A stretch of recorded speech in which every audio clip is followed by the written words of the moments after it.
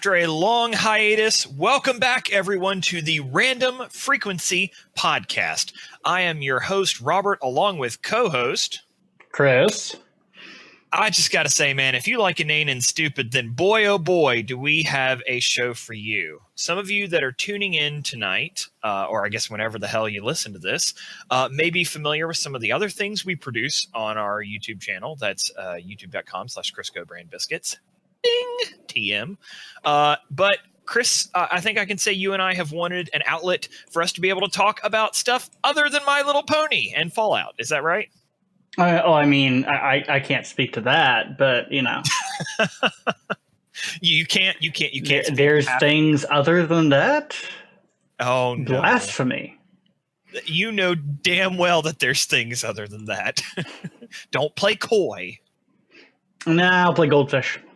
If you're familiar with the channel at all, you'll also notice that there's no video for this. If y'all like the podcast and you like what we do, maybe we'll invest in doing video for this one too. But quite frankly, it's a lot of work that we don't want to do at this time. You may have noticed that I said technical hurdles as well. So yes, exactly. You may have noticed at the top of the show that I said that this is after a long hiatus. This is because Chris and I did the original Random Frequency podcast for many years back in a high school and some in college. But don't worry, you can't find it out there because it's been removed. So I don't even remember where we had it. I think it was hosted through a series of blog spots and whatever podcast fire thing. It was a way to host a podcast for free back in the day when it was even harder. That's not a challenge, by the way. You could probably actually find it if you go looking. It's not likely. No, I'm pretty sure the bit of server space that we actually did pay for, we stopped paying for a very long time ago. But needless to say, we have a couple of stories. The way the format's going to go, we're just going to kind of talk about what we want to talk about. So hope you enjoy the ride. We promise we'll keep things under 30 minutes. So Chris, hit us with that first story that you wanted to. Well, I just wanted to announce that today when we're recording, January 20, I don't know why, but I Googled what today was, and for some reason it came up with January 26th, even though today's not January 26th. But we'll just pretend it's January 26th. So this day, January 26th of 1934, Germany and Poland signed the German-Polish Non-Aggression Pact. Interesting. Which was heralded as a great success, and there was peace in the land for decades after. It's interesting. I don't remember that one. We were invited for tea. There was punch served. It was a party. Wouldn't happen to be grape Kool-Aid, would it? It's funny. I don't remember that one panning out quite like that. In fact, I remember Europe being thrown into war for many years. Nah, man. Warsaw was just, the most peaceful place in the world. You know what's really funny is a lot of Americans seem to think that World War II didn't start until we got into it. But Germany started taking land in the mid-30s. Yep. I mean, really their really big military buildup was in the beginning of the 30s. Essentially, all Germany did was take a 13-year break from war and just completely rebuild their military. Wasn't it Belgium initially, the first invasion? I can't remember now. Yeah, crossing into the Rhineland is what they did. Yeah, but anyway, that was just a little. Take a look at that image I sent you, and this will be in the video. Everyone in the video will see. Oh yeah, no, I've seen it. Yeah, good old peas in our time. Famous last words. So you want to give us the next topic of discussion here? Yeah, sure. Since we're doing a throwback to this show that we did in high school, I figured I'd do some throwback news. And in throwback news, Franz Ferdinand is coming out. Also, speaking of World War I and World War II, the band Franz Ferdinand has a new album coming out in 2018 called "Always Ascending." Which I've heard a couple of the test tracks, or not the test tracks, but the early tracks. It sounds really good. It sounds more of the same, but it actually sounds like they've had some growth. So I don't know if anybody listening gives a shit about Franz Ferdinand, but it was an important part of our lives, and certainly I loved the band a whole bunch. They were kind of they kind of brought back that glamorous, indie rock and roll look in the late aughts, as it were. That's what we're calling it now. The beginning of the new millennia are called the aughts, right? I believe so, yes. Yeah, but they've got some new tracks. Anyways, I say to anybody, if you kind of like that alternative sound, if you kind of like, nobody's independent anymore. You know what I mean? It's like, Yeah. oh, they're an indie band, but it's like And not really. if anyone says alternative rock, they just need to get out, because that Well, is. I did use the term alternative rock. I apologize. Yeah, I mean, just it's just it covers everything. It's literally everything that isn't AC/DC is alternative rock. Yeah, well, and I guess when I think AC/DC, I think like hard rock or alt metal, early hard rock. I mean, I don't even know how you like. There are music people who are way better at classifying things than I am, but I just feel well. lost. There's no standard metric, so everyone has an opinion on it, and they're all wrong. Early rock and roll had all sorts of like bluesy and R&B influence. You know what I mean? Or soul influence, I should say. Yeah, yeah. So, but like what we call rock and roll these days, we'd probably think of as rockabilly. Yeah, and think about what ska has turned into. Yeah, ska kind of came and went. I mean, I guess it's still there, but and then there was a weird thing in the aughts. There was some funk that was getting mixed into things. Yeah, pop funk. But now, essentially, if you don't have a rapper breakdown in the middle of your track, you're not going to have a hot tune in the summer. No. So that's just how it goes. So yeah, so the new album by Franz Ferdinand, Always Ascending. Go check it out if you like that stuff. I highly recommend. It's got all the same sounds you like, but just more of the same sound. Yeah, not bad. So the next point of news here is that if for those interested, a while back, Crytek, who was the game studio that developed the engine used in Crisis, Crisis 2, Crisis 3, Rise, Son of Rome, and a few other things. Now, wasn't that Crisis 2 the quest for alien gold? Maybe. However, interestingly enough, Prey was made. It was developed in CryEngine. The original Prey or the new Prey? New Prey.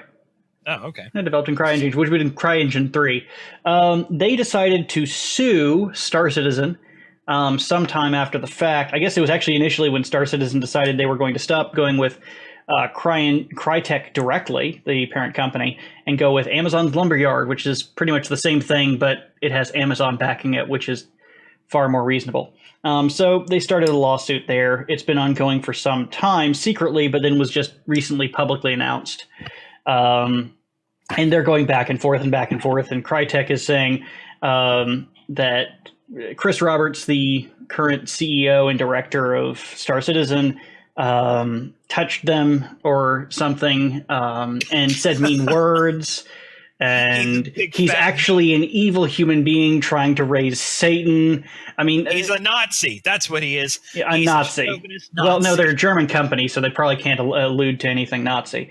You can't even say Nazi. Yeah, but here's probably already flagged on YouTube for saying Nazi. But there's so much like Crytek is doing absolutely wrong in this case.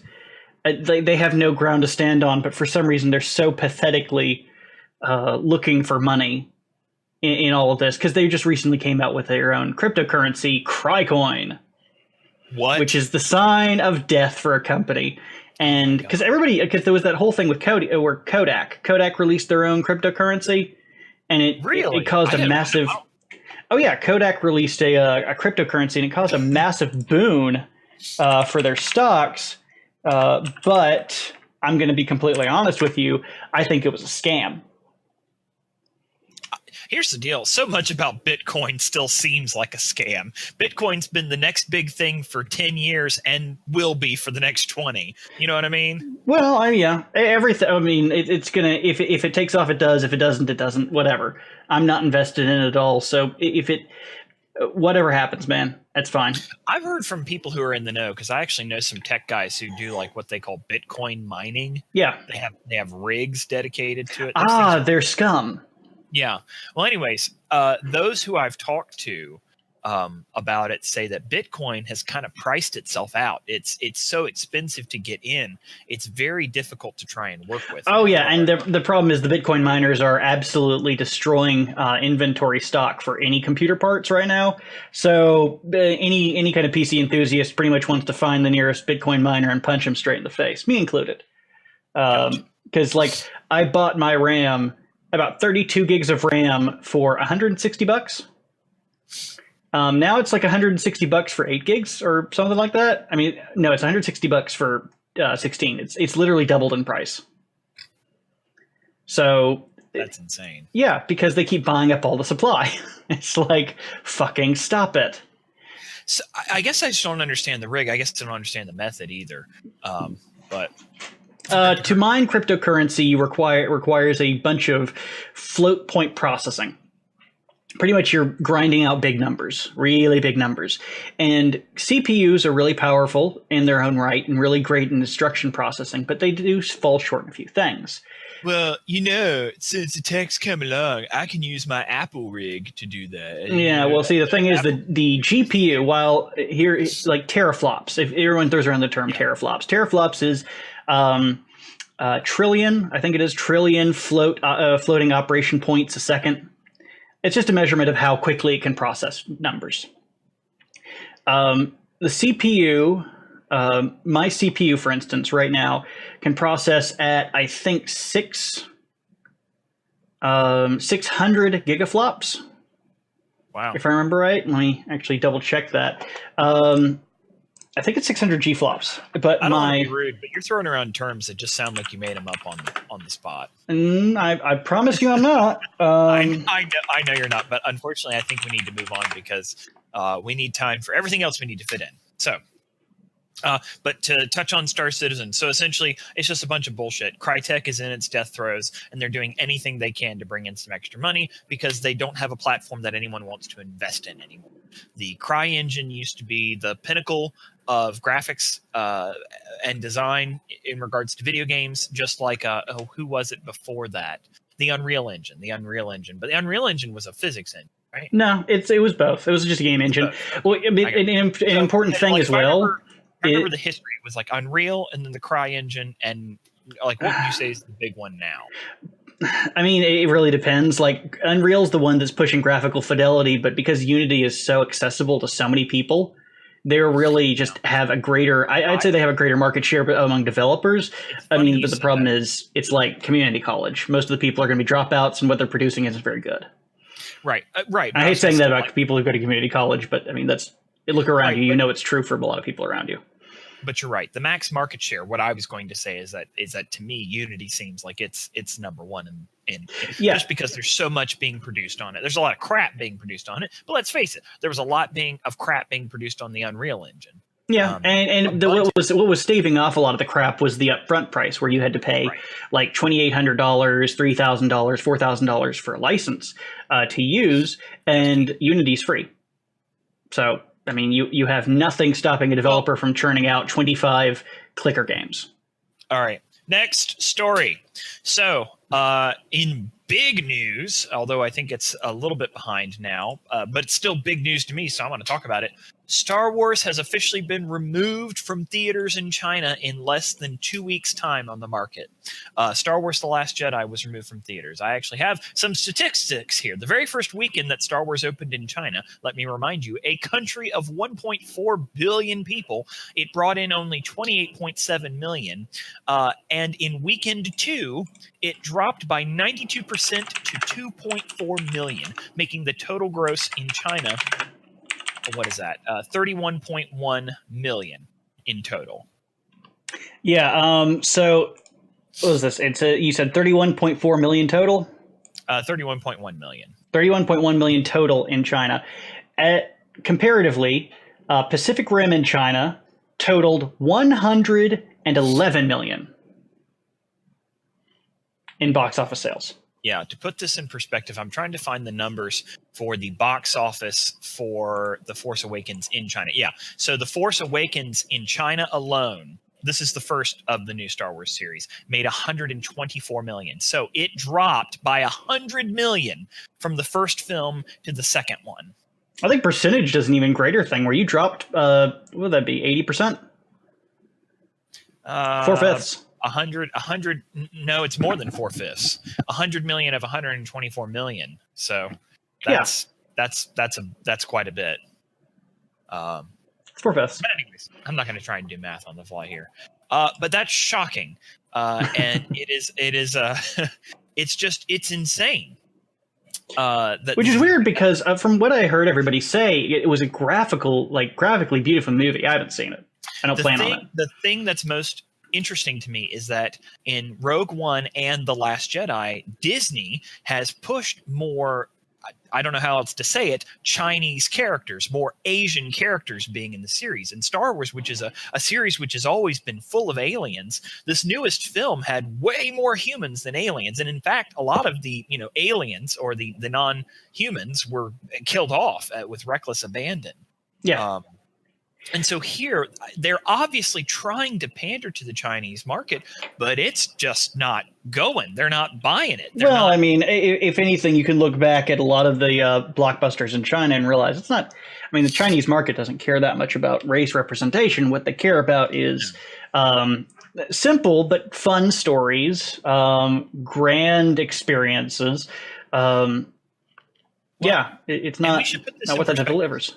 People may say, "Oh, well, it's not indicative. The Chinese market's just not into U.S. film." That's not true at all. The Chinese market are huge consumers of U.S. film. In fact, it's one of the reasons why, or one of the arguments why, so many films have been kind of dumbed down in the last 10 years, because China is such a burgeoning, growing film market. Yeah, what they do is they make the story simpler so that it's easier to translate the concepts. Translate to other languages. Yes, correct. But to put it in perspective, Rogue One, a spin-off, non-main series canon movie.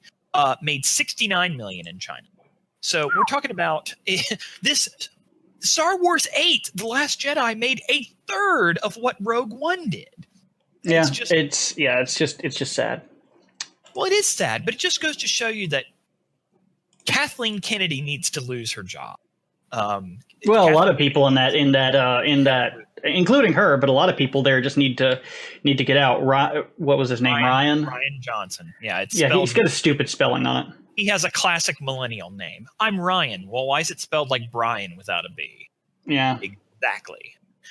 All right, I could spend hours on this because I love Star Wars. Everybody knows that, but we got to move on. Yep. Next up is going to be the 2018 film releases and what not to watch. Yeah, well, we should probably touch on a couple things that are worth watching and a couple things that are dumpster fires. I also think this is a segment we should come back to. Okay. So first and foremost, Black Panther's coming out next. It's the next in the Marvel canon. And looks to be good. For me, I'm kind of wondering how politically charged it's going to be. There's always a question with that. But I have, in the industry, I've heard some murmurs that this is kind of one of those movies that they're trying to increase African-American attendance to the Avengers films, because traditionally, though the Avengers films are quite profitable, African-American attendance to the films has actually been quite low. And so this is... The theory is that this is a way to entice African Americans to come see the Avengers movie, which Avengers of Infinity War is going to be coming out later this year. So we have such a great character. Yeah, it seems like they'll do a good job of it. So I hope so. I've always really liked the Black Panther character, but I worry that they're going to screw up the storyline because his nation of Wakanda, they're isolationists. And which is a very interesting topic to talk about, especially when you talk about the United States nationally right now. So I'm curious to see how much retconning they're going to do. Marvel's been pretty good about keeping things true to the comics. But with Black Panther, it's a character that people don't know as well. So they may take more liberties and, screw up the storyline. But as you said, the another film coming out, Avengers Infinity War. Which I know you aren't as blown up about the movies as I am, but you still generally go to see them, right? No, I see them when you see them. I mean, I watch them. I watch them when you get them later on. Yeah. We also have Ant-Man and the Wasp. We've got 3 Marvel films coming out this year, and so they're might be burnout.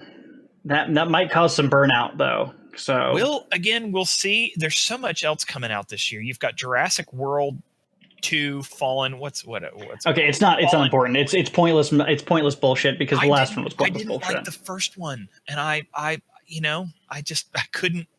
I'm just burnt out. I don't care. Look, Robert. The only thing you have to know is it's a Unix system. Yeah. Solo, a Star Wars story, is coming out. in May, and we still have not seen a trailer. Do you realize that? We are less than 4 months out, and we have still not seen They are pushing that through production so hard, it's going to roll out on fire. Well, I mean, so they've reshot twice, and I just heard yesterday that they're ordering another round of reshoots. Yeah, they're rushing that through production so hard, it's gonna bomb like crazy. It has had 3 directors, Chris. Oh God. It is the dumpster fire. Everyone, supposedly the big secret is that the actor cast as Han Solo is awful. He's just awful. That movie, you want to talk about dumpster fire this year? That's going to be the dumpster fire movie. Oh boy. It will single-handedly kill independent Star Wars movies, side stories. Okay, so on here, let's continue through real quick. Maze Runner, the death of it doesn't matter. It's pointless. Yeah, I don't care. Ready Player One, everybody's super excited about that, and I could care less. Anything with Steven Spielberg. I do like how the trailer they use here has him, or the image they have has him with the gigantic leg. Yeah, I see what you mean. Yeah, no, it's literally just an impossible image. The Incredibles 2, maybe, but with Pixar's current record, I probably not. Yeah, here's the deal. How many years has it been? 12, 15 years since The Incredibles came out? It doesn't matter about age. What matters is about the fact that they just have lost all of their drive for making an original and fun story. Yeah, no kidding. Tomb Raider, I'm just so uninterested. We've got Alicia Vikander trying to be Lara Croft, and I get it. It's like, look at her abs, and she's going to be a badass and a killer. Well, they're just doing the revamped video game version, which I already had a problem with because I hated the character because she was just a whiny know-nothing who was portrayed as knowing everything. Here's the deal, and it's really sexist, but do you know why the original Tomb Raider games were popular? Tits. Yes, because Lara Croft had giant pixelated boobs, which was actually originally a glitch in their rendering, and then when they saw the model from the developers, they were like, "Yes, please, more." But they weren't like, people don't go back and play those games for fun. You know what I mean? You and I still go back, or me mostly, go back and play. They're fans, but they are fans. They're dedicated individuals. They're not people who go back actively and say, I want to play a retro game. Let's play Tomb Raider. Anyways, I'm not looking forward to that one. Quite frankly, you can just ignore that one. What's even crazier that it's Academy Award winning actress Alicia Vikander. But anyways, last one I want to touch on, because we do need to move on to the rest of our stories, is Deadpool 2. Deadpool 1 was great. I probably saw it in theaters 3 times. I've seen it out of theaters like 4 or 5 times. It's a fun movie. It delivered on everything it promised. Actually, one more I do want to touch on, Pacific Rim 2. Which I'm not excited about. I am interested in seeing whether or not it completely bombs. I'm not going to go see it. We will see. I think John Boyega is a poor replacement for Idris Elba. And I know they're saying, well, they're not the same character, obviously, but he's supposed to take over that archetypical role. The other thing that really bothers me is that Guillermo del Toro directed the first one, and he has essentially no involvement in this new picture. I know he has a producer's credit, but that doesn't mean shit. He was not an active part of the production of this movie. Yeah, and so yeah, I'm interested to see how it fares, but I'm not actually interested in the movie itself. Right. So here's the deal. If anybody listening, if you want us to go do a review of any of these movies, you want to force us to go watch bad movies, or just give a review, we'll probably go see Pacific Rim 2 and then have something to say about it. But it's going to kind of be hard. It's funny. There's a lot of people who didn't like that first movie. But in my mind, it was a kaiju film. I almost hated it until I realized that it was, like, in the middle of watching it, I realized it was a parody.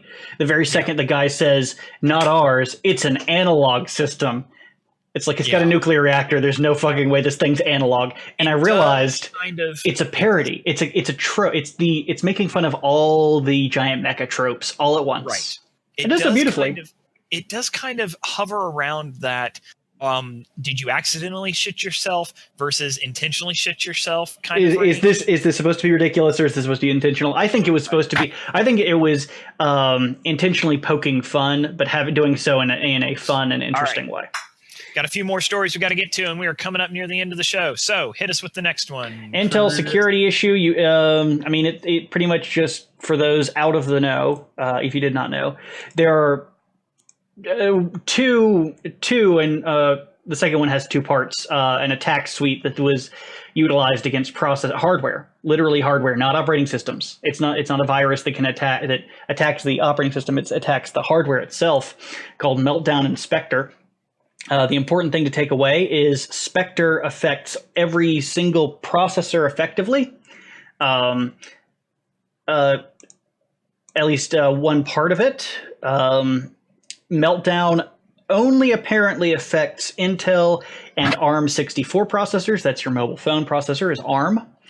AMD is reporting that Meltdown is in no way effective completely, and that the second iteration of Spectre is ineffective. But of course, the company that makes the processors are not going to fess up to the idea that their processors are fallible. So they take that with a grain of salt. Don't take anything that Intel says with any amount of trust, because their CEO sold as much stock as he is allowed to by contract and stay. CEO, in between when Google reported the Meltdown to him and when it was released to the public. So don't trust a single word they say. Which is so very illegal. Yep. Very, very, very, very illegal. Yeah. Insider trading. How does that work? See what's coming. That. Although, did you know this? Your politicians are allowed to insider trade. Not surprising. Yeah, which is it's man, that's messed up. It's messed up. So you want to bring up the next one? I do want to touch on. I added a little graph here. This is a graph of Steam users. I want Chris to be able to pull it up, and it just goes to show you how dangerous this is, because so many of you might be affected by this right now. Yeah, that's actually. I'm going to be honest. That's a terrible graph because it doesn't show any numbers. Okay, but it's a visual. It's a visual representation. Oh yeah, here we can continue, and I'll pull up the actual where they pulled those stats from, and I'll give you a heads up. So let's move on to the next thing. Yep. Anyways, this is just a really short one. Apparently, Razer is racist, according to an article by Gizmodo. Boo, Gizmodo, bastards. Apparently, Razer, the company, is racist because they know the way. Razer know the way. Yep. Do you know the way? No, the way. Yeah, which is the Ugandan Knuckles meme. It is actually not racist, as a dialect is not a race, nor is it indicative of a race. So, well, you know, I mean, if you want to say it's mocking, yes, it's completely mocking. Is it mean? Probably it's mean. Racist? Nah. I'll tell you what, I am proud of Razer for having the balls to just do something stupid like that. Hey, here's a trendy meme. We're going to do a trendy thing. There you go. And then somebody criticized them on Twitter and says this is a misstep, and Razer tweets back his Twitter image of him just making a stupid face and looking like an idiot. Yeah. It's just... I'll tell you what, who has the best Twitter right now is Arby's, hands down. I don't know. Wendy's has been pretty good in the past. Wendy's is pretty woke. Okay, so but Arby's is pretty serious too. That graph that he sent me is actually completely out of date. As of December, and the hardware surveys done by Steam, 91% of Steam users use Intel processors. 8.7% use authentic AMD. Now, somebody might recognize that 9.11 plus 8.7 doesn't add up to 100%. Yeah, I have no fucking clue. Because last time I checked, I don't think anyone makes x86 processors aside from those two. So the last people to make them, if I'm not mistaken, were VIA, and that was a very long time ago. So I guess there's some VIA gamers out there. Good job. I just want to point out, Intel is what PowerPC is for Mac, right? No, PowerPC was made by IBM. Oh, you're right. It was IBM. IBM.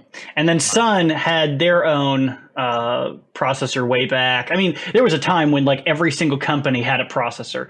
The Nintendo Entertainment System was powered by a processor for a company, Ricoh, that now makes, always made copiers. Powered by a copier processor. So we are coming up on our time limit, but it doesn't matter. We'll push it a little bit because we just got a few more things I want to touch on. We don't have it, and we're completely out of practice with this kind of thing. Absolutely, that's right. All right, so last real newsy news story. I've shared with you a story of what I consider a future serial killer, Chris. Yeah, there's no way to take this. I don't know what the hell they were thinking about this being a future surgeon. No, this is a psychopath. And it is. Let's explain. So you may be seeing in the images here, there is a 7-year-old girl who has gotten in the practice of cutting the faces off of baby dolls and putting them on other baby dolls. Would you fuck me? I'd fuck me. Well, yeah. I mean, I don't know if it's that, because if it was a guy doing it and putting a female doll's face on his own, yes, Buffalo Bill right now. You know, Hannibal Lecter also put a face on his face. Yeah. So, and man, in his face. Messed up. And they're all like, ha ha ha, this is so funny and cute. No, you have a borderline psychopath there. That is not normal behavior. I just like to peel the faces off, mama. Oh, it reminds me of the psychopath who killed his own mother because he thought there was a baby inside of her stomach. Not a psychopath. I think it was somebody with Down syndrome, severe autism or something, some psychological disorder. Thought his mother had a child inside of her, and so he proceeded to cut the baby out and kill his father as well when his father tried to stop him. Oh boy. This was a couple of years ago. Very, very terrifying. So anyways, don't fall asleep around this kid is all I have. The advice I have to the family. So yep. We come to a very fun segment of the show that we like to call Stupid Shit. Chris, would you introduce your stupid shit for this episode? Oh, yes. The image I found online and shared with you. Today I was on the web. When Tom Nook says there are other ways you can repay your loan.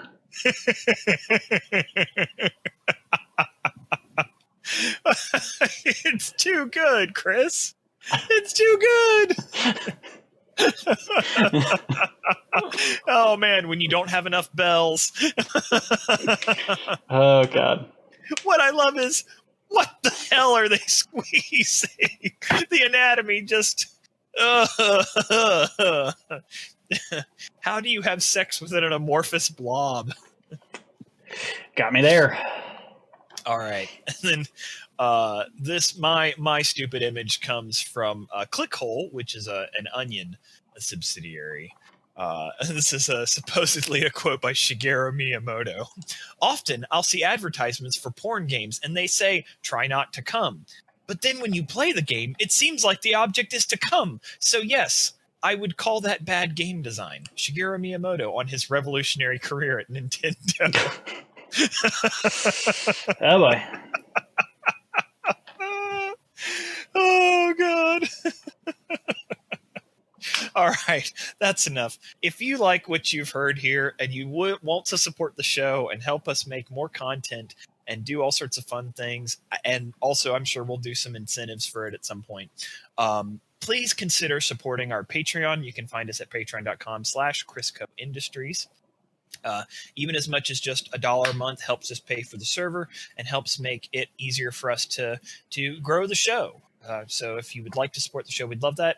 You and I've talked a little bit about maybe making it so if somebody donated like, I don't know, 5 shekels a month or something like that, they could even come on the show and be a part of it. We'd love to see that. So let us know in the comments what you think. And if you support the show, fantastic. If not, enjoy the content anyways. No harm, no foul. Yeah. You can also find us on our Twitter at CriscoCast. And I think that's about it. Oh, you can also email us at cbpbch@gmail.com. I'll do that one more time, cbpbch@gmail.com. Oh, man. Woo. Sorry, I'm just... I can't. I gotta put away the Tom Nook image. I can't. It's... oh, God. Chris? Yeah. Do you have anything to add? Can we call it?